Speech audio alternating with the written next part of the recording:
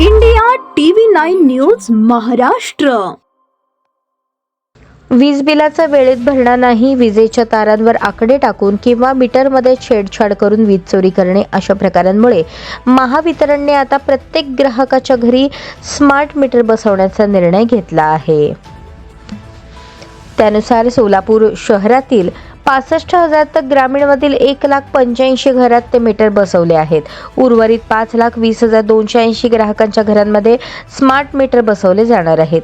सध्या सोलापूर शहर व जिल्ह्यात महावितरणचे 7,72,613 घरगुती ग्राहक आहेत. त्यापैकी 42% ग्राहक दरमहा नियमित भरतात आणि बाकीचे ग्राहक विलंबाने भरतात.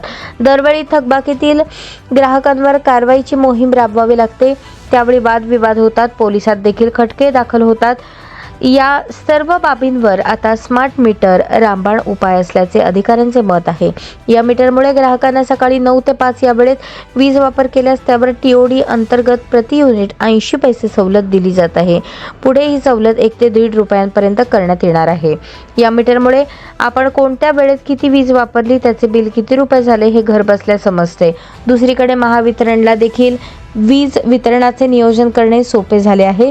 वीज चोरी गळती रोखण्यासाठी हे मीटर उपयोगी ठरत आहे. आता कोणी विरोध करत असेल पण त्यांना पुढे स्मार्ट मीटर बसवावेच लागणार असल्याचेही अधिकाऱ्यांनी स्पष्ट केले.